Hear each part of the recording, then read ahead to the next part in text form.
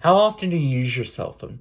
The cell phone has been integrated into our daily lives and had recently adopted multiple features from that are beyond simple communications. The device in its primitive state was the telephone invented by Alexander Graham Bell. No one could have foreseen the immense value that such an invention had on society and human evolution.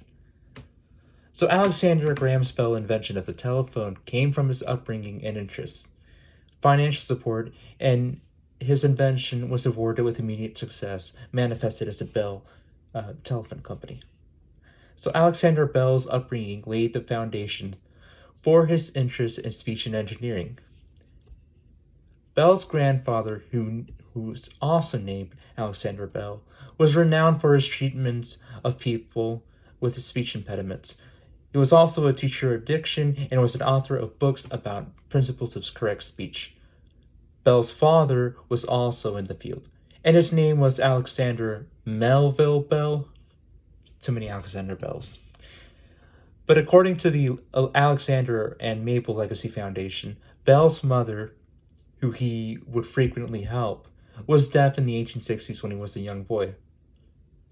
He also had a hobby of botany and zoology as a child. At a local mill, his first invention was a machine that removed husks off of grains. So all of that cemented his interest in engineering and just anything related to speech. So after Alexander Bell completed his education at University College London, the family moved to Boston. There, Bell worked at a Boston school where his interest in science was reborn.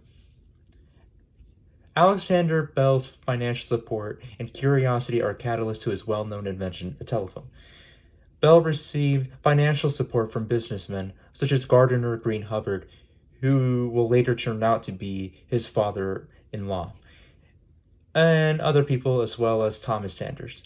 Thomas A. Watson provided support in the form of assistance, in the invention of many products such as the telephone, and we're gonna bring up this, the harmonic telegraph. Bell and Watson were working on a harmonic telegraph, which is a device that sends multiple transmissions in one line. However, as Bell was getting right to filing a patent for it, an inventor by the name of Elisha Gray had already beaten him to it like 2 days earlier. But that wasn't the end of Bell. So later on the 10th of March, 1876, Alexander Graham Bell sent a voice transmission to his assistant, Thomas Watson, through his invention, the telephone, which we all know and love.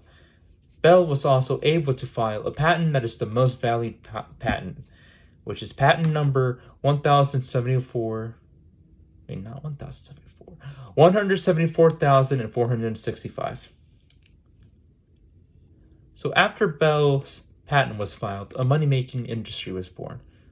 The success was manifested as the Bell Telephone Company.